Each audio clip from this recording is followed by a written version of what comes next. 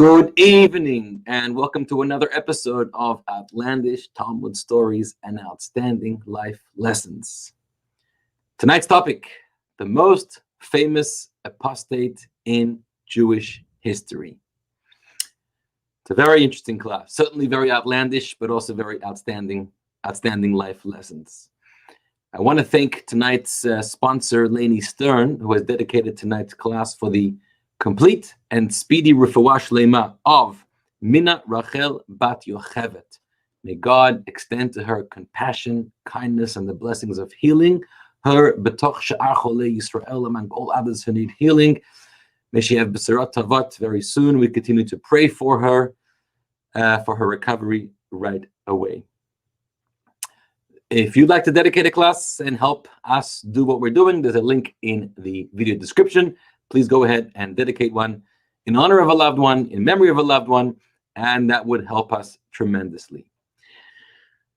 The source sheet for tonight you can find in the video description. Tonight is a bit of a different style class, different style source sheet than regular. Normally we're taking one story from the Talmud and we're studying it and then analyzing it, but because this time I've gathered many different bits and pieces, different stories, different anecdotes from all over Talmud, the Babylonian Talmud, the Jerusalem Talmud, the Medrash, because I'm trying to piece together a complete picture of tonight's topic. And you'll bear with me, it'll be super interesting.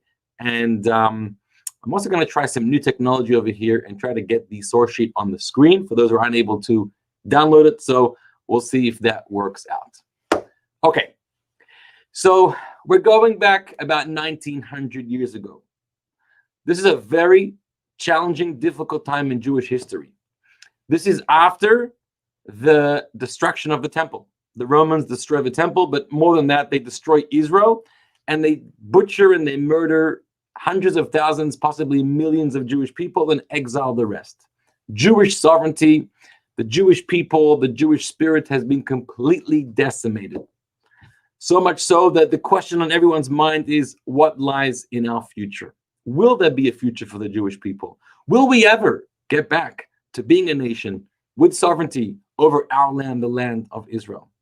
In fact, there are some emergency meetings that are being called together by great leaders and rabbis of the time to try to figure out how to move forward. Some are suggesting we should stop having children. There is no future. Why bring children into a world like this? And other outrageous suggestions, which thankfully none of these were actually accepted.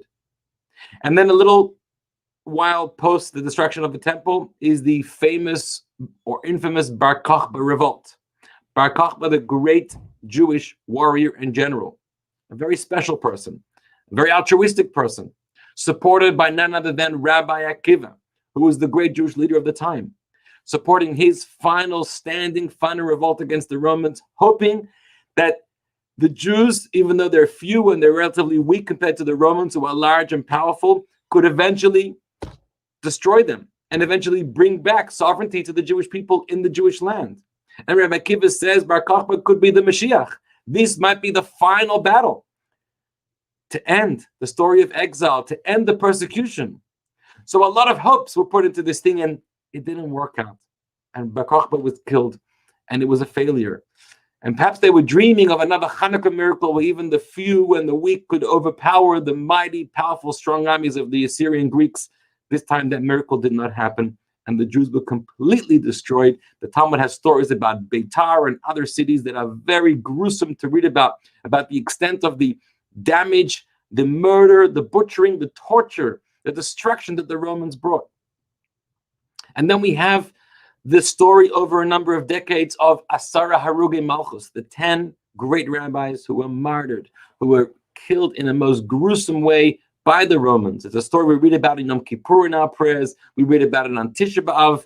There are different versions of the story, but doesn't matter the version, the facts are, if you read about the greatest of rabbis, the greatest of leaders who were celebrated by the Romans about their butchery, being butchered to death, as we're going to learn a little bit tonight about that also. So now, put yourself in those shoes. Living during that time, the only way that I I think we can relate a little bit to that is if we're familiar with the generation after the Holocaust.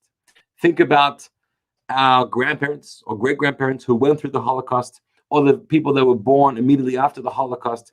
Think about those first 20, 30, 40 years after the Holocaust and the many challenges that survivors and their children had during those years. And so that sets the scene for understanding now about some of the characters and the people we're going to be studying about tonight. Tonight, we're studying about a very fascinating and very tragic story about somebody who was once a very great rabbi. And even though he was the greatest of the great and the highest of the high, but he fell to a very low level. He became an apostate. So he was a rabbi and he became a renegade. He was a sage and he became a sinner. And I'm talking about none other than Elisha ben Avuya. That's his name, Elisha, the son of Avuya. Who was he? What's his story? What happened to him? How did he reach so high and how did he fall so low? And why didn't he come back? Even though there was so much communal pressure, even though those were his roots, that was his education, that was his childhood, that's where he succeeded. And nonetheless, once he left, he refused to come back. What happened over here? And this is a very, very important story to learn. You know, if he did become an apostate, and he became actually a very big threat to the Jewish community eventually. And we're going to learn stories about that. And such a person you want to forget about, and you want to just write off history and have no record and no memory of such a person. And the rabbis could have easily have done that. They could have just not spoken about him. And if he's not recorded in the Talmud, if he's not recorded in the ancient Jewish literature, he would have forgotten about. Who would remember him a few generations later? But yet, you know, the best way to destroy someone is just to forget about them.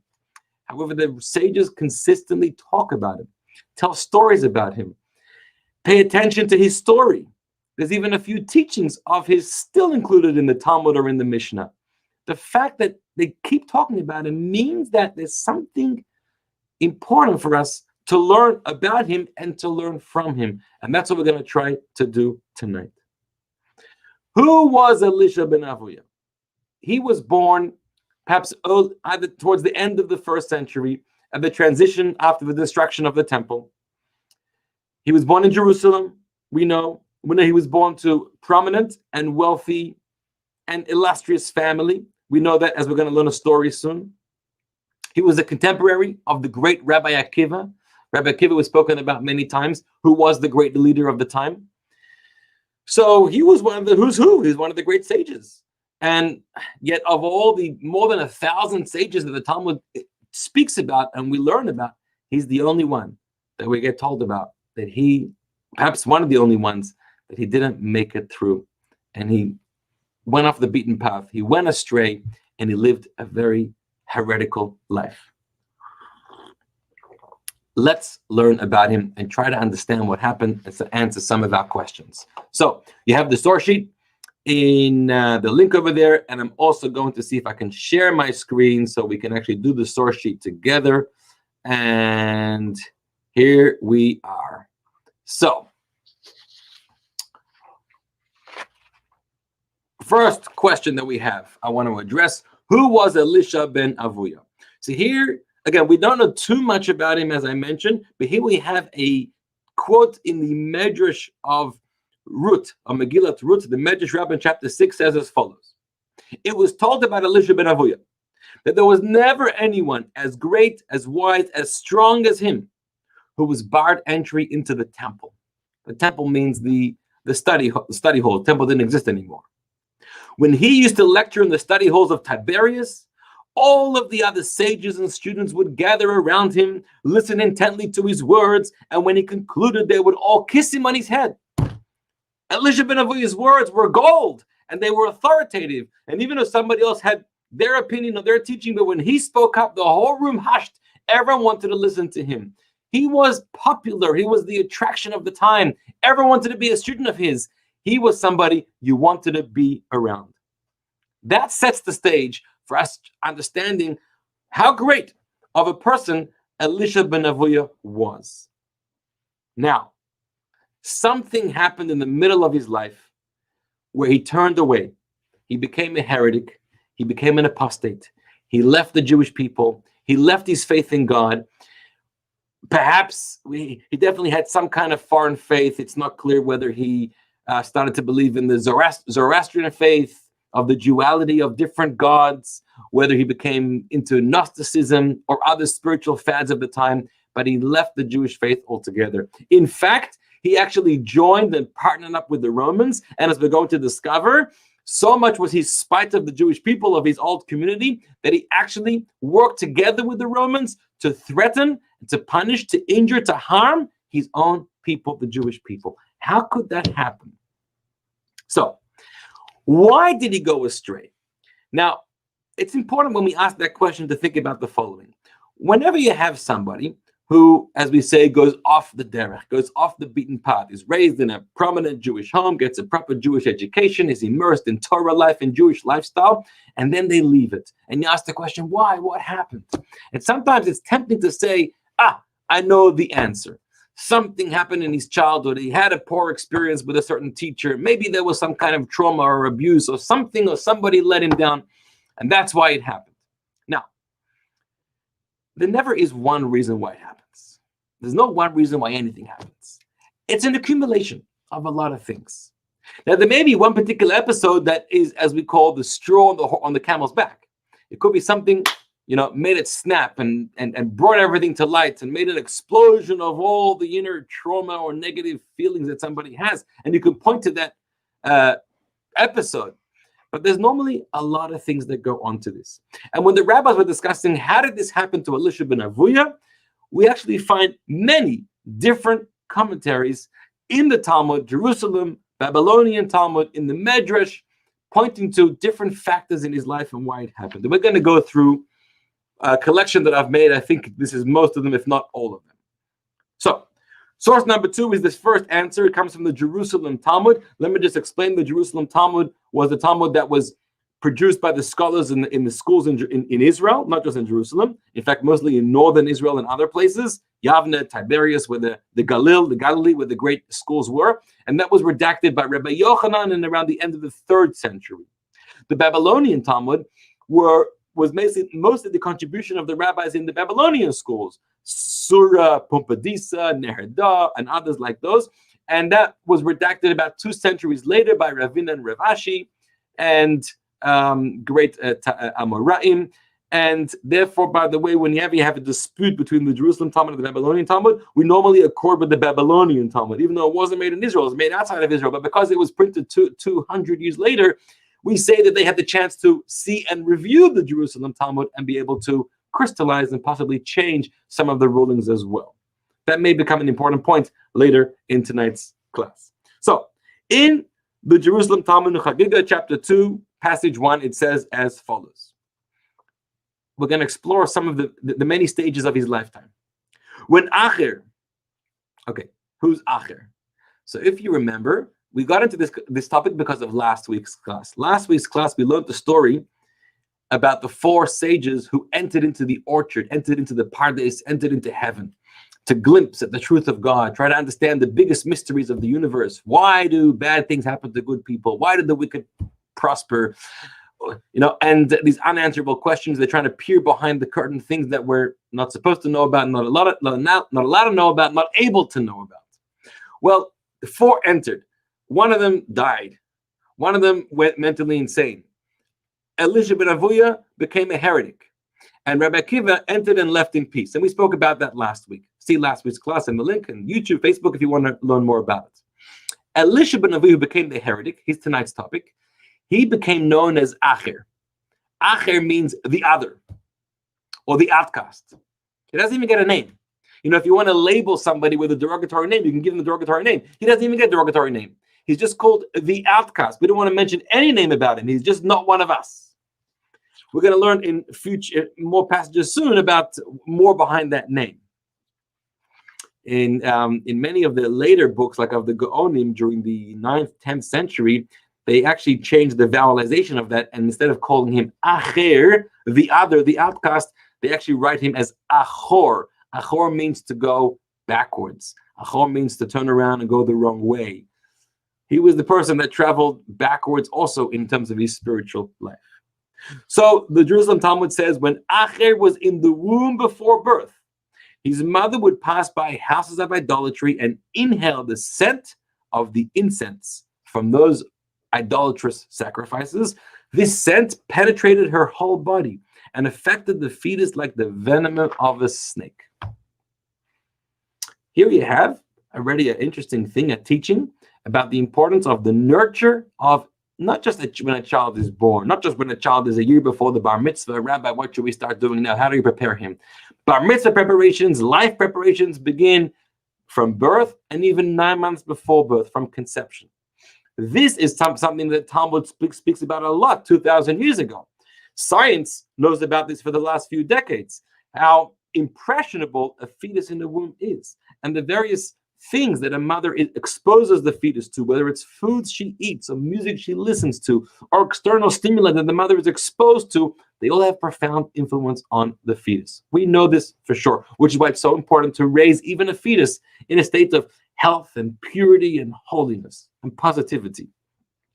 So the mother who would enjoy the scent of the fragrance from the idolatrous practices, that already, says the Talmud, played around with at least the spiritual DNA, with the spiritual status of this fetus. And it's in a way it's unfair. Like, poor guy, what did he do wrong? He didn't do anything wrong. But if chas v'shalom, if a mother ever, while she's carrying a baby, ever does something unhealthy and intakes or ingests things that are unhealthy, it can damage the fetus. Then what does the fetus do wrong? Nothing. It's the mother's fault. I mean, as a mother, you've got to be very, very, as a father, as parents, you have to be very careful about this. So reason number one, the Talmud says it already started.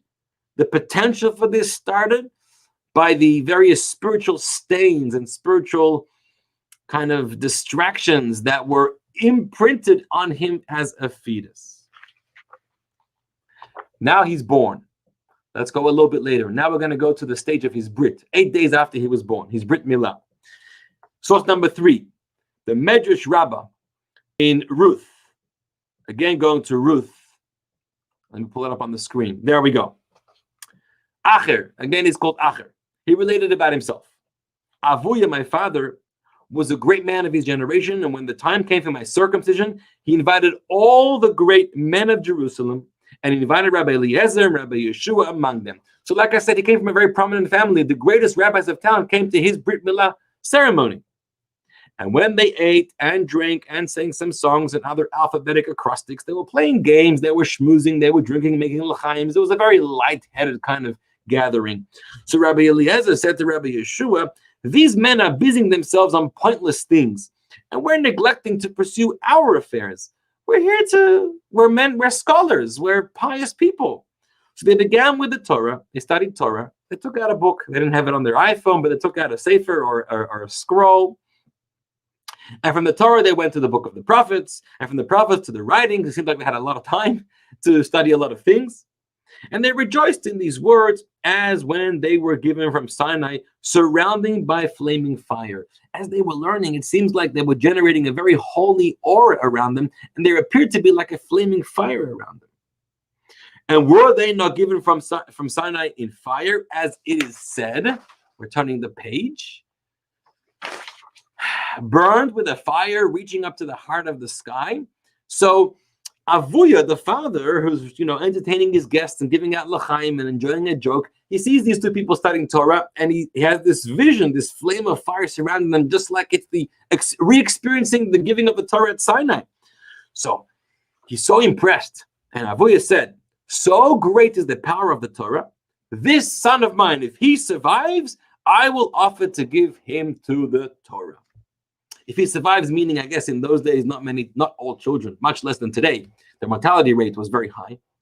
And he's so impressed by the bliss and by the aura of these great rabbis studying Torah that he says, I want the same bliss for my son. And therefore, I'm going to devote my life to educating my son in that kind of path. Elisha ben Avuya heard that story when he was growing up. It was about him. And he said, because the intention of my father's thought was not for the sake of heaven, the Torah did not continue in me. Very strong words. My father got excited. My father had the best intentions from me, so to speak. And he wanted me to have that life of bliss and that holiness like those rabbis had. But that is not a true intention. That is not what we call Torah lishma, Torah for the sake of God. We don't study Torah for personal agendas, for personal benefits. I want to have the peace. I want to have the good life. I want to have the honor. I want to have that spiritual bliss in my life. When some people study Torah and they don't get that kind of honor or spiritual bliss, so what? That's not the reason. The reason is because it's the mitzvah. It's the way to connect with God. It's studying the script of our life. So Elisha ben Aviah says, because my father had a wrong, disingenuous intention that already clouded and distorted his education of me throughout my life, and it's the very seeds of distortion, the seeds of genuineness that were planted in me, that eventually the Torah was not genuine within me, and the Torah left me. It's a very harsh comment to make about your parents. As parents, we try to do our best. But Elisha says, I have an episode with my mother. He must need a lot of therapy. He's complaining about his mother when he was in vitro. He's complaining about his father, about comments that he made during his Brit Milah. Gary says, sounds similar to what Rachel experienced with Esav. So, yes, you mean Rivka. So Rivka, so it's a bit different. Rivka was carrying two babies. It says when she passed by a church, one baby would get excited, an idolatrous home, house of worship. And when she passed by a synagogue, also the baby got excited. So she was freaking out. What kind of baby is this? He wants to go to the church and to the synagogue. So then she's told, no, you have two different children. You have twins. One twin becomes excited by this, and one excited by... But there, I don't think we don't have any knowledge that Rivka did anything to nurture and support the inclinations of Esav. That was Esav's inclination for whatever reason. But here, Elisha is saying my mother did things which actually ended up causing me spiritual harm. Hope that makes sense to you, Gary. Okay, next. What are some other reasons why Acher left the fold? This is quote number 4 from the Talmud in Kiddushin, page 39b. The Gemara asks straight out, and what caused Acher to sin? Well, there are those who say he saw a case like the following. Listen to the story that happened. It's taught in a Braita that Rabbi Yaakov says, there is not a single mitzvah written in the Torah whose reward is stated alongside it, which is not dependent on the resurrection of the dead. In general, we believe in reward and punishment. It's one of the foundations and the pillars of Jewish faith, which means everything we do actually has meaning to God. God cares about what we do. If we do the right thing, there's a reward. If we do the wrong thing, there's a punishment. But what are the rewards and the punishments? So it's not like if you're going to sin, then a bolt of lightning in heaven is going to fall down upon you. Because if you tell that to your child and then he sins and then the lightning didn't come, he says, well, then it's not true, the whole thing. That's not how it works. And it's not like if you do a mitzvah, then all of a sudden you're going to find a deposit of a few extra zeros in your bank account tomorrow morning. It's not how it works either. We're actually not told, for the most part, the rewards and punishment for many, many sins. At least the reward we're not told about. So the idea is that the rewards are not really in this world. Most of the rewards are in Olam Haba. That's what Rabbi Yaakov teaches. However, there are 2 exceptions, 2 mitzvot where the Torah says, I'll tell you the reward and it's in this world. With regarding to honoring one's parents, father and mother, the Torah says clearly that your days may be long and there may be goodwill with you. Honoring your parents gives you long life here in this world. And with regarding to the mitzvah of what? Of dispatching the mother bird from the nest. As you know, if you want to take the eggs or the chicks from a nest, you have to send the mother bird away 50 amot. It's called shiluach haken. And if you do that, that's a big mitzvah. And you don't want to harm the mother by when you're taking the eggs or the chicks. And it says about that mitzvah, when you do that, same thing, that it may be well with you and that you may prolong your days. These are 2 mitzvot, honoring your parents and shooing away the mother bird, where we're told you're going to have a good long life here in this world. Despite this, it occurred that there was one person whose father said to him, a young boy, the father said, climb to the top of the building and fetch me the chicks. In other words, shoo away the mother bird and bring me the chicks. He climbed to the top of the building and dispatched the mother bird, as the mitzvah says, and took the young. But upon his return, he started to climb down the ladder from a tall tree. He fell and he died. Where is the goodness of the days of this one? Where is the length of the days of this one?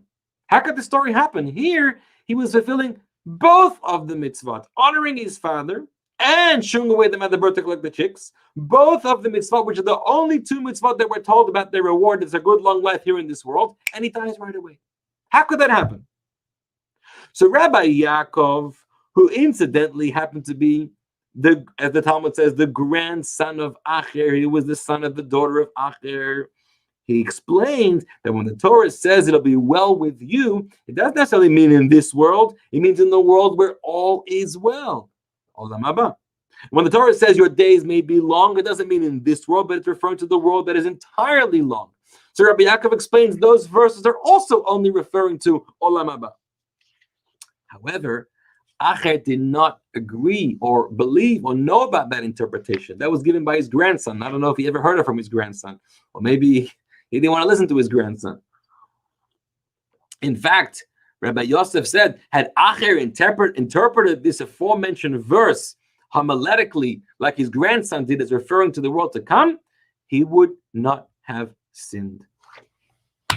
Acher was turned off because he saw a story that to him it flew in the face of what the Torah said. The Torah said there's going to be long life for this child for the two mitzvahs that he does, and it didn't happen. It didn't happen. He was let down. And he concluded the Torah is not true. And if that's the case, he turned his back on the whole Torah. Achor. He went backwards. Achor. Achor is a back. Achora. He turned his back on the Torah. Here's another explanation. There are those that say, what happened to Acher? He saw the tongue of Chutzpis, the translator. There was a great rabbi, his name was Chutzpis. That may not have been his real name, that may be his nickname. Because what was his role? His role was the translator, meaning when the sages, the head of the academies, would teach and lecture, very often the way they were speaking was way too high, way too much, way too profound for the students to understand. So there was a middleman, a translator, who would take the teachings, the concept that the teacher was conveying, and then explain it. So Rabbi Gamliel, who's the great head of the academy, he had a great translator whose name was Chutzpis. Now, the skill of a translator is profound because, number one, you have to be able to understand all the wisdom of the sage. So you're on par with the sage. But number two, you have an additional talent, which the sage does not have, that you can actually break it down, break the wisdom into a lower form and communicate it with students who their minds are much less knowledgeable or less capable than the mind of the sage. So it's a very talented person, a very learned person. And that's why he may have had the nickname Chutzpis. Chutzpis comes from the word chutzpah.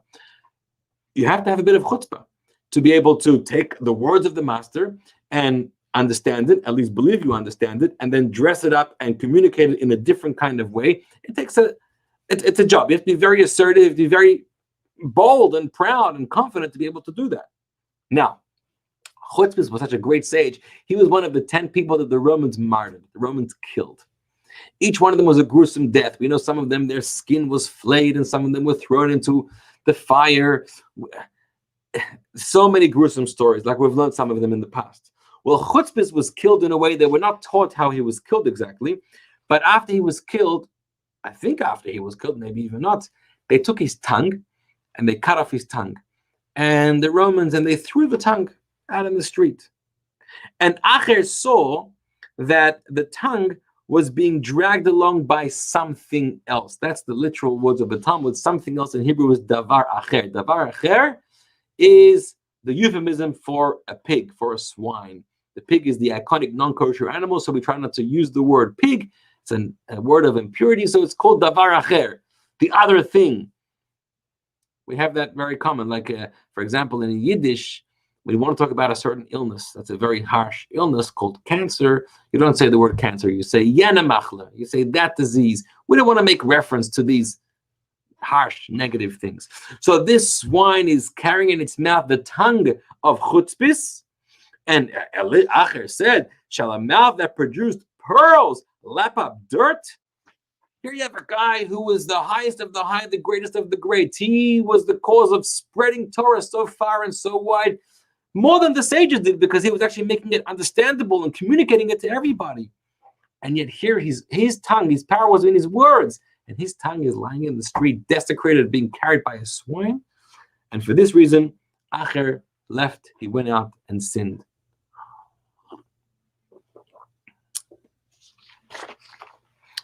Another explanation, this time back to the Talmud in Chagiga 15, right? That whole page, 14, 15, 16 in Chagiga is full of the stories of Acher.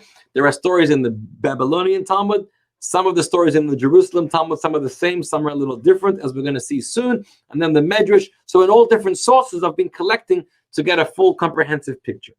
Here, the Talmud brings two other reasons. Acher, what was his failing? The Talmud asks.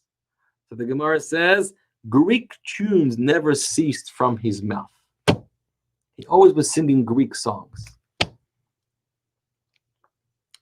What's wrong with that? So one commentary says it wasn't so much Greek songs, they was always singing songs. And after the temple was destroyed, especially in those early generations and early times, the Talmud in fact made decrees. And there were decrees how communities should behave. And there was one of these things that we should not indulge in celebration. For example, King David says, then our mouths will be filled with laughter. Then when Mashiach will come, we'll be redeemed. But now in the time of exile, now our eyes have witnessed so much death and persecution and decimation of the Jewish people, we don't indulge in pleasure, in laughter, in song. And so they were much more subdued. There were people who didn't eat any meat anymore, people who wouldn't sleep on a bed anymore, people who would not sing. We don't sing. It used to be, I don't know if it still is today, there used to be a decree, an edict in Jerusalem that when you have weddings, bar mitzvahs, you're not allowed to have a full-piece band. You're only allowed to have a one-man band. I don't think it's anymore today. Maybe some people still do it. Because in Jerusalem, which is the heart and seat of where it all happened, where everything went down, to just act frivolously with a 49-piece orchestra and sing and dance as if nothing happened and life is good is disrespectful. So the fact that Acher would sing so much, that caused or that displayed his disrespect for the temple, for those who were killed, for the victims, and that showed his disregard for that. Another commentary says it's not only about the songs, but it's about the Greek songs. The Greeks were the people who threatened the Jewish people. They tried to destroy the temple. They lured so many Jewish people away from Jewish faith, from real faith, towards hedonistic life, towards Hellenistic life, towards the pagan beliefs of the Greeks. And so all of their art and all of their music carried those themes which we believe are heretical themes, are themes that are paganistic. They're against everything we believe in. And so the idea, today we talk about a goyish nigun, a non-Jewish song. There are non-Jewish songs which are beautiful songs, but a non-Jewish song that carries in it, especially if it's composed by someone who their belief system, their faith system is completely contrary to Jewish faith, and you put your heart and soul into composing a song, and the themes of the song we don't sing them. We don't sing them because they're harmful to us. And Elisha just enjoyed the Greek lifestyle, the Greek teachings, the Greek music, and that played with him and played with his heart and his soul and with his faith, and that influenced him in a way to leave the Torah. Finally, one last explanation of why did he leave, and this is actually a review of the episode we learned last week, but I want to draw your attention to it again.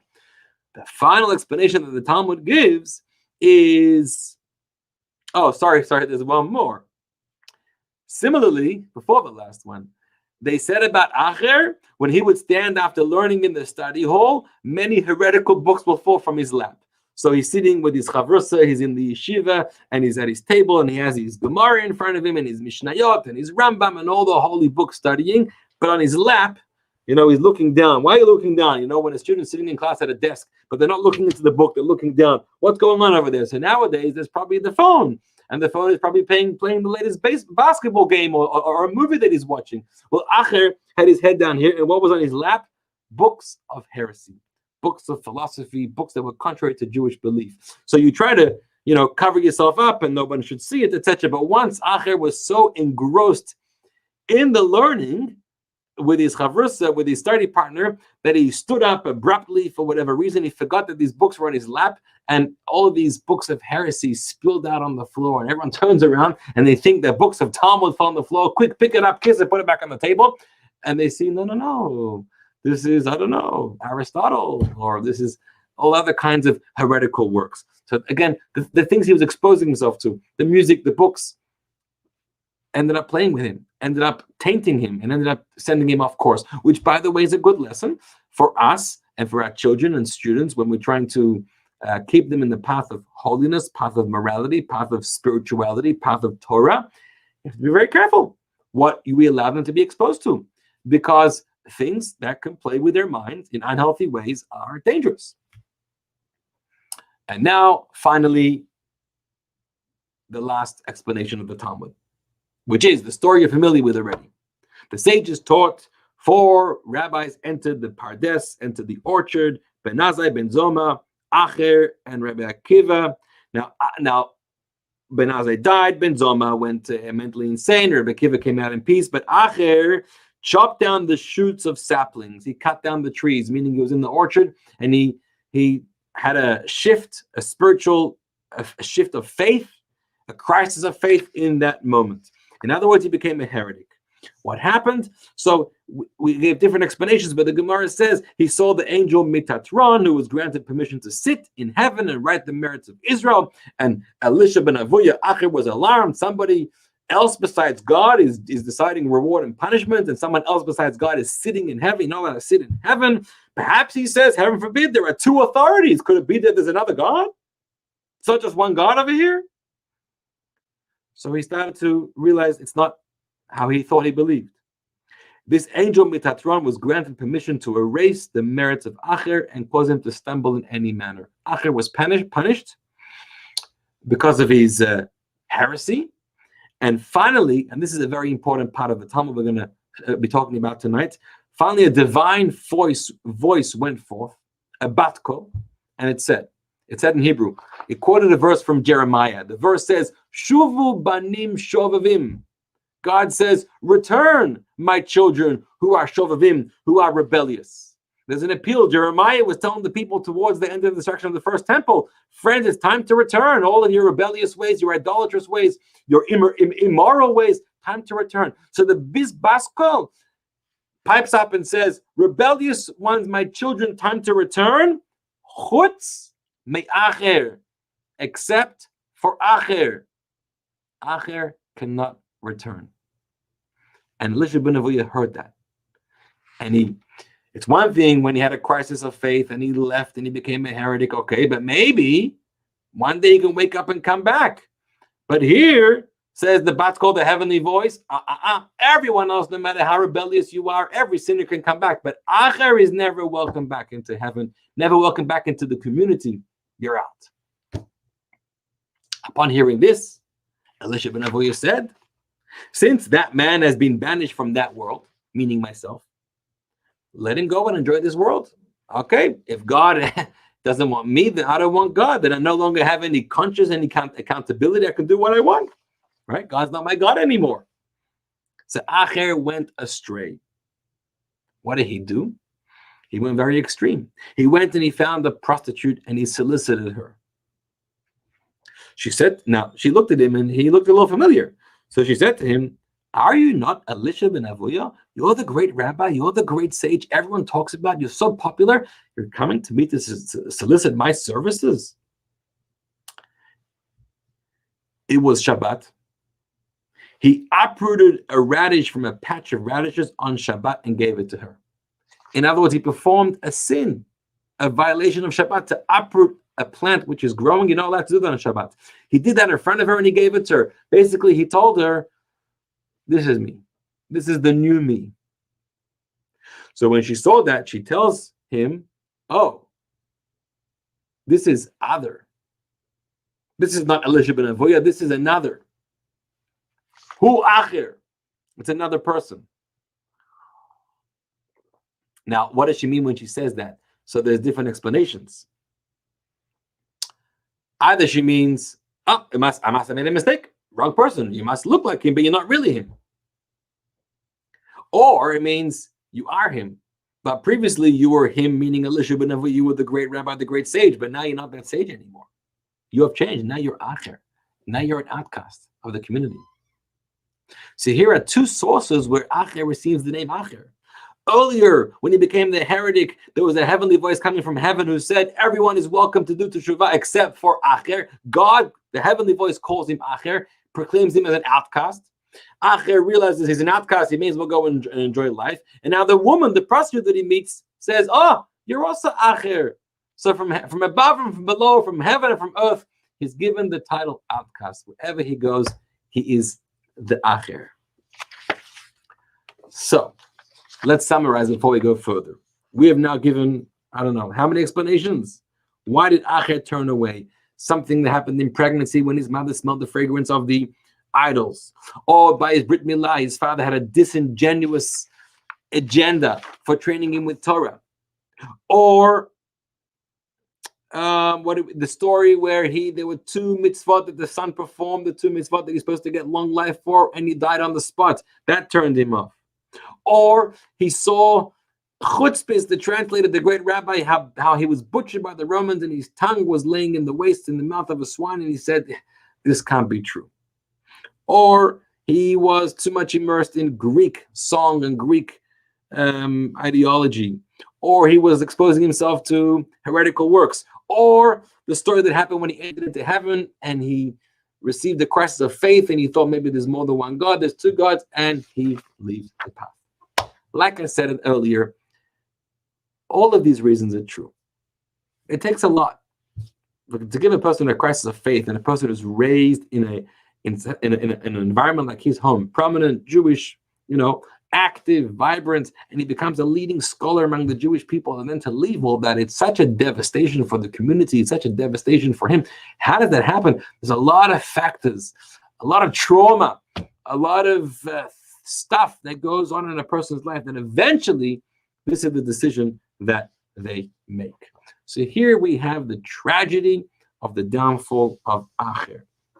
By the way, I once saw a commentary, if you're into gematria number games, that says that if you take the name Elisha, what's the numerical value of the name Elisha? 411, right? Aleph is 1, Lamed is 30, Yud is 10, Shin is 300, Ayin is 7, you get 411. If you minus from that the numerical value of Rav means the master, the teacher, Rav is 202. So Elisha, the 411 minus, take away, strip him of his title of Rav, of Rebbe, you're left with 209. 209 is the numerical value of Acher. So Acher is the name. When he took the original Elisha and he stripped him of his title, of his credentials of being a spiritual rabbi. Now, what did he do after he became Acher and he became this heretic? So we mentioned earlier that not only was he excommunicated from the Jewish community, but in fact he started to threaten and haunt the Jewish community. And in fact, he partnered together with the Romans in their efforts to destroy and persecute the Jewish community. So here are some examples. In source number 6, we're on the next page. Let me bring it up. So in the Jerusalem Talmud Chagiga, chapter 2, it says as follows: Acher would enter the houses of study and convince the young students to leave their studies and pursue other goals. You'll make a good builder, he said. You'll make a good carpenter. And he took people and he sort of said, what are you sitting and studying Torah and wasting your time? You could go and open a company and launch an app, and you can go invest, and you can get into the stock market, and you can make it big. Don't waste your time studying Torah over here. And he lured away many students from the yeshiva, from the Torah. And then something else very mean of him. The Romans were trying to abolish Torah and mitzvot in the Jewish community. And one of the main mitzvot they were attacking was Shabbat. Shabbat is something that has preserved the Jewish people forever. And if you take away Shabbat from them, you're really stripping them of their heart and soul. So the Romans forced the Jewish people to work on Shabbat. And one of the work you had to do, there's one of the 39 categories of prohibited labor is called hotza'ah, is carrying. If you take an item and you carry it from a private domain from your house onto the street, the public domain, you've transferred from one to another domain, that's not allowed on Shabbat. Or from the public to a private domain, you don't have to do that. So the Romans brought all these Jews into one of their factories or stores and ordered them, we need you to schlep these boxes from here out onto the street, into the truck, wherever. They gave them this work to do on Shabbat, forcing them to violate Shabbos. Now, when the Romans forced the Jews to work on Shabbat by having them carry items from the private to public domain, the Jews paired up and carried each item with 2 people. The Jews were clever. The law is, if there's an item that I can carry by myself, and if I were to carry it from the private domain to the public domain on Shabbat, that's a violation of the laws of Shabbat. If you and I carry it together, each one of us is doing like a half a malacha, a half prohibited labor, so none of us are liable. If it's a very heavy item that requires both of us to carry it, then we're each liable for carrying. But if we can both are carrying a very light item, then we're patur, we're exempt from violating the Shabbos law. So the Jews, as they were schlepping boxes, they weren't so heavy, they decided 2 are going to carry together. Like this, they're going to prevent themselves from violating Shabbos Torah law. Well, when Acher saw that, he turns to the Romans and he says, you know what I suggest? I know what the trick they're up to. You should force them to carry the item single-handedly. He didn't want to let the Jews off the hook, that they're trying their best to circumvent violating Shabbos. You're going to have to carry the item on your own and violate Shabbos. That's what Acher dedicates his life. It's one thing he left the fold, but now he wants to attract and lure away all the other Jews from the Torah as well. And now, there's a story. Back to the Babylonian Talmud, Chagiga 15b. Listen to this story. Acher had a very prized student. He had many students, but one student who actually stayed with him even after he became a heretic was Rabbi Meir. Rabbi Meir, we've learned about him in a previous class a few months ago. He was one of the greatest of the greats also. Rabbi Meir had a brilliant mind, a beautiful soul. The Torah that he taught was out of this world. In fact, his name, Meir means to illuminate. And the Talmud says that may not be his real name, but he got that name because his Torah illuminated a conversation, illuminated a topic. Whatever he said was gold. In fact, so much so, sometimes the law is not like him when there's an argument. And what's the reason? Because he was too brilliant. He was too amazing. No one really understood things that he said. That's how great he was. Now, actually, I think next week we're going to learn about the relationship of Acher and Rabbi Meir together. That's next week's topic, something fascinating as well. But here's one conversation. Acher asked Rabbi Meir, his student, a question. This is after he'd gone astray, after he became Acher. He asked him, what is the meaning of a verse in Job, in Eov? The verse says, gold and glass cannot equal it, neither shall its exchange be vessels of fine gold. It's referring to Torah. No matter how much beauty you have, and no matter how many prized possessions and wealth and glass and gold that you have, nothing is compared to the value, the beauty, the thrill of the wealth of having possession of Torah, Torah knowledge, Torah life. But why does the verse speak about gold and glass? It's a little strange. Gold, I understand. Gold is a precious gem, but glass? I mean, maybe glass back then was a little more precious than it is today, but still, glass doesn't compare to gold. So he's asking him, why is gold and glass mentioned in the verse? So Rabbi Meir, his student, tells him, it's referring to words of Torah, which are as difficult to acquire as gilded vessels and vessels of fine gold, but are as easy to lose as glass vessels. It's hard to find gold. It's hard to acquire gold. It's hard to acquire Torah. You have to work hard. You have to study hard. You have to work on your midot, work on your character. If you want to be a Torah Jew, acquire the knowledge of Torah and live the lifestyle of Torah, it's a life change. It's a life's effort. You have to work very hard. However, if you're looking to drop Torah, if you're looking to turn around and walk away, it can happen like this. You drop a glass and it breaks. All of a sudden, it breaks quickly. So the Torah and the glass, the two metaphors show on how fragile sometimes a person's relationship with Torah can be. That was Rabbi Meir's response, which was the way he was trying to communicate something to his teacher. He's saying, Acher, look how hard you worked to become the Elisha ben Avuya sage and scholar that you became. And then it all fell to pieces so quickly, like glass.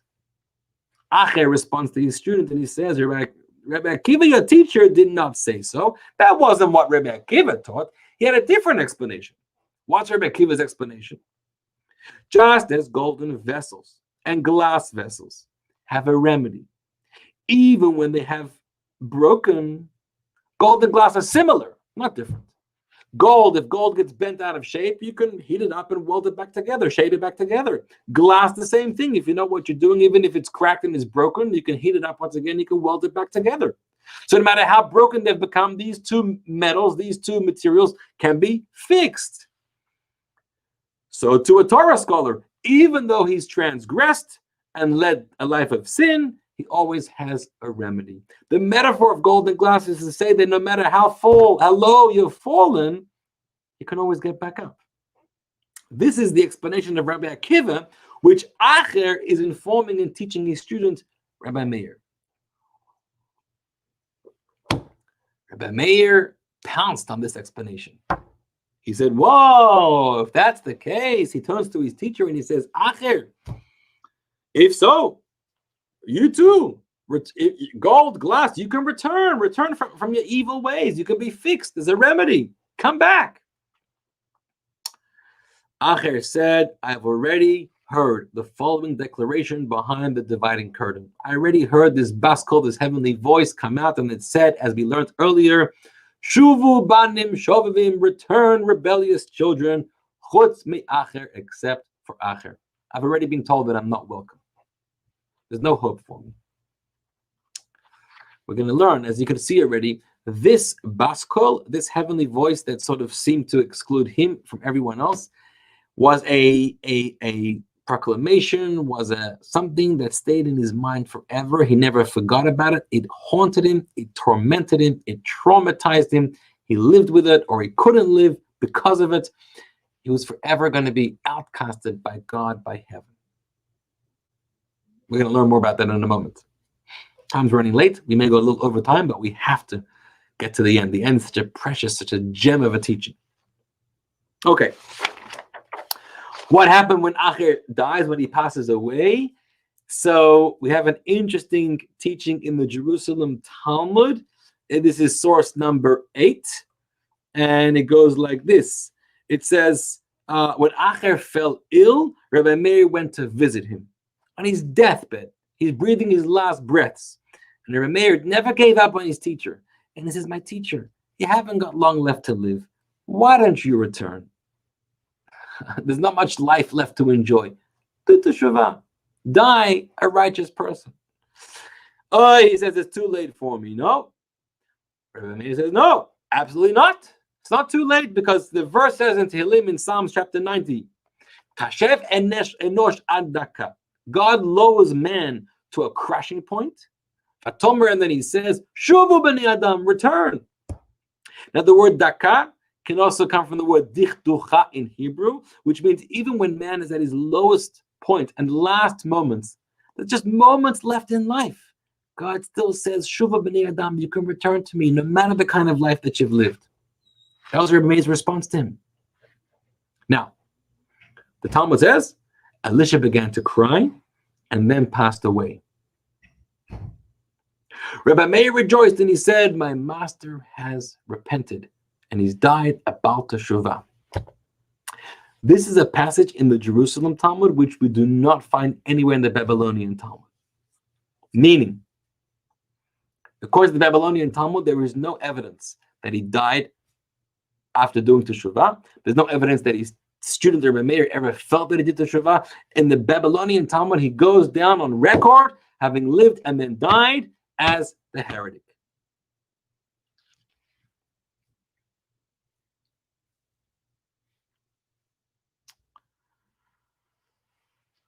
We're just going to learn one paragraph from the next quote. The rest we're going to do next week.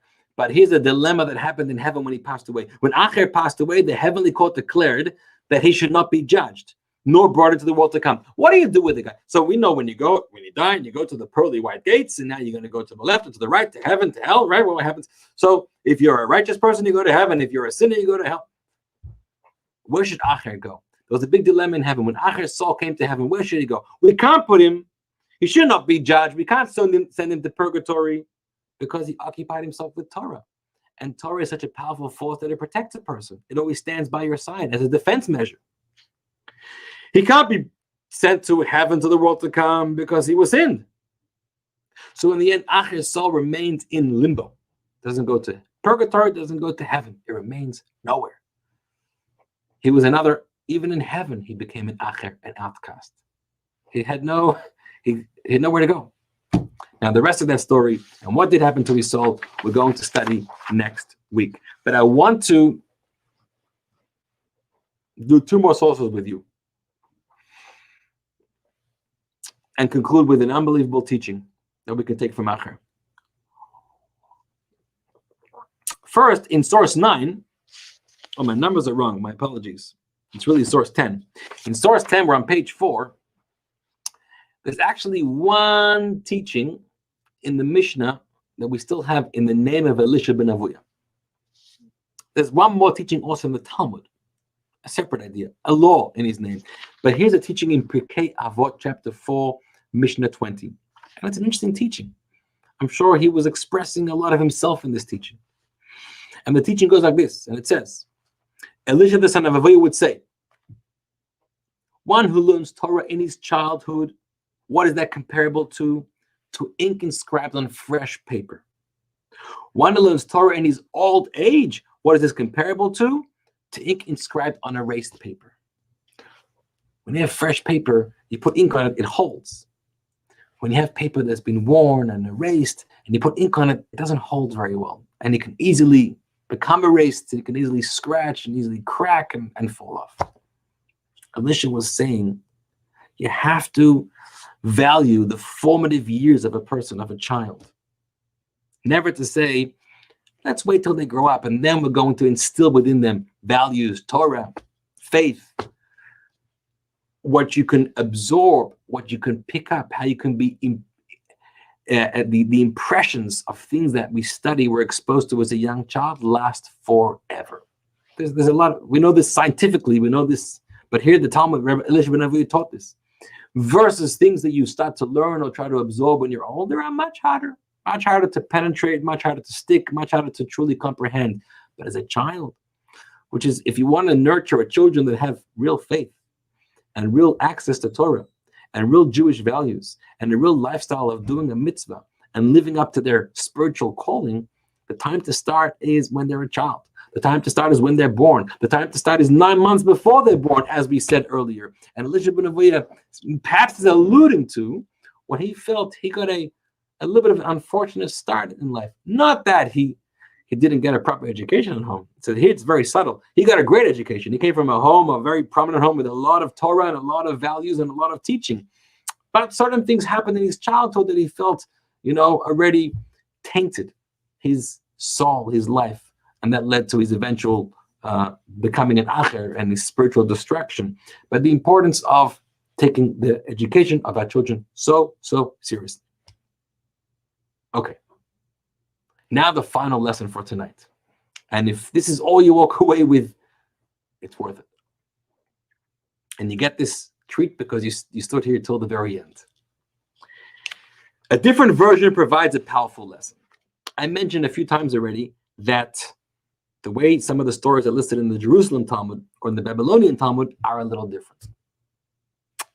Now, remember, we've learned already, I think, 2 times in 2 sources, and there are more such sources in the Talmud which I did not bring down tonight. Elisha often reflected on the heavenly voice that he heard coming out of heaven. And the heavenly voice said, return even rebellious children, except for Acher. Acher cannot return. And like I said, that becomes his response to many times that he's Rebbe Meir or others who asked him, why don't you return? It's time to return. And there were other stories that I did not bring in the source sheets. And he always quoted that heavenly voice. And he said, because I'm not allowed to. God doesn't welcome me anymore. God has thrown me out of the Jewish community. I'm not part of the Jewish people. I'm not part of your story anymore. I'm not part of the Jewish narrative. Now, the way this is quoted in the Jerusalem Talmud is a little different. And I want you to notice the difference, and it's not by mistake. And these subtle differences actually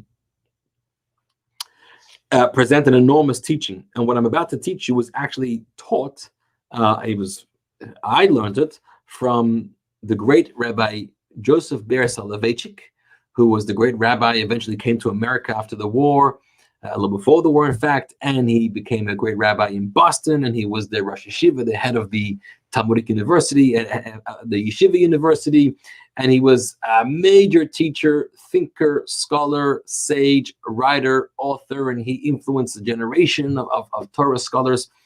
And he gave a speech once in New Jersey in 1961, and he focused on this point that I'm about to share with you, and he offered an unbelievable teaching. Listen carefully. This is the version in the Jerusalem Talmud. Rabbi Meir asked Acher, "You are so filled with wisdom. Why don't you return? Okay, you've had challenge in life. You've had trauma. You've had all kinds of doubts and all kinds of things that have happened to you. But you know more than we know. You know the truth. You know where it's really at. You know about God and about Torah. You've had your time, and now you tasted the taste of sin. It's time to get back. Why don't you return?" So he says, "I can't." "But why?" Rabbi Meir insists. "What's stopping you?"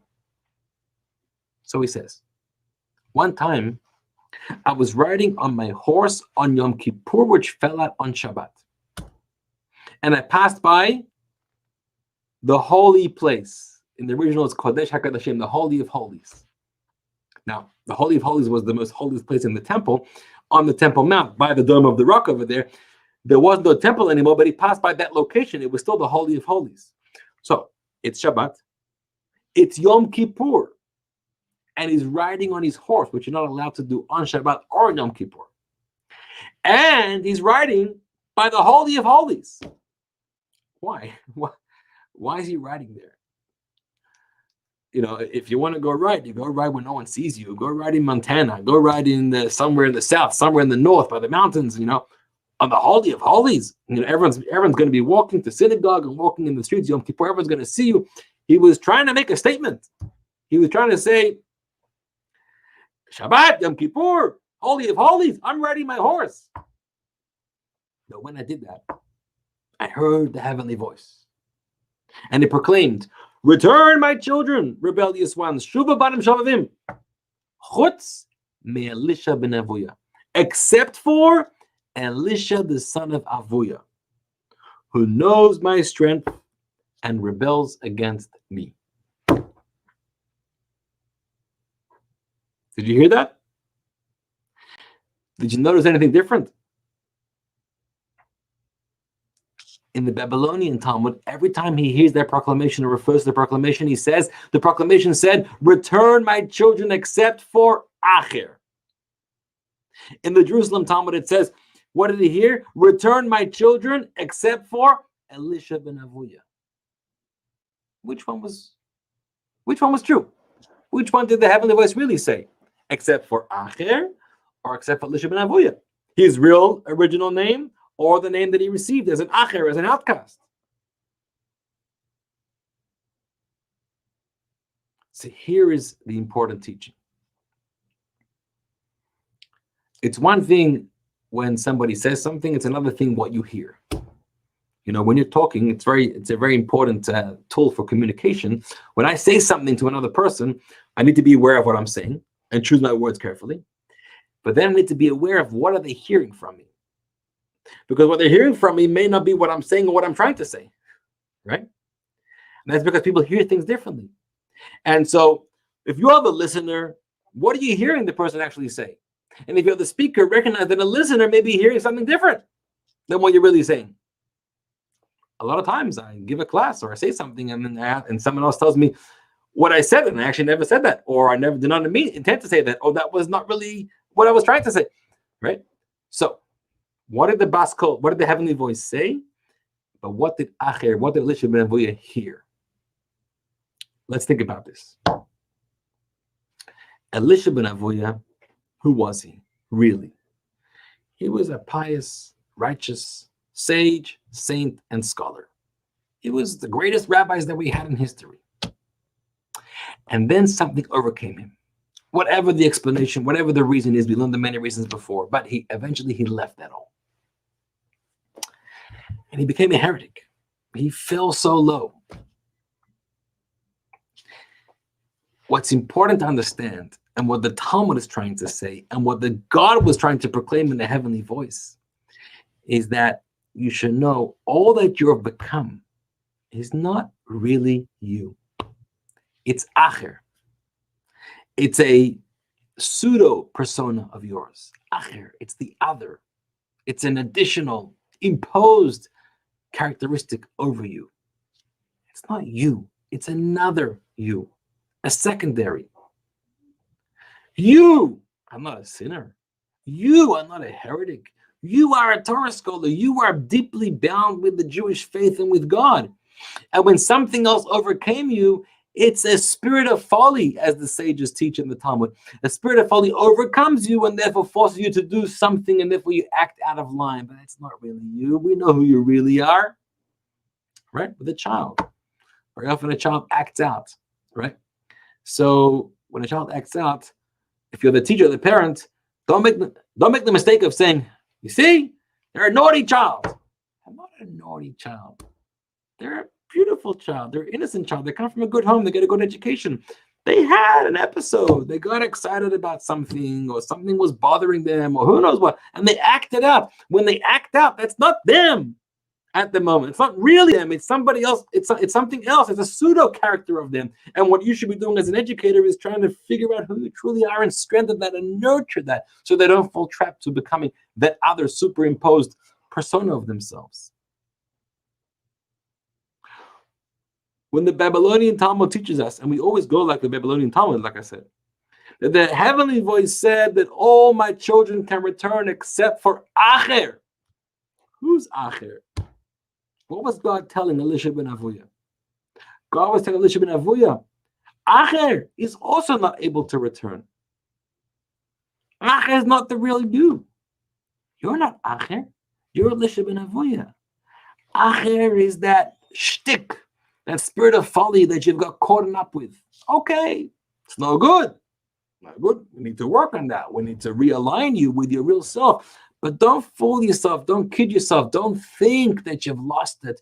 Don't think that Elisha ben Avuya has become somebody else. Elisha ben Avuya is still Elisha ben Avuya. You're going through a passage called Acher. Acher is not welcome. But Acher is not you.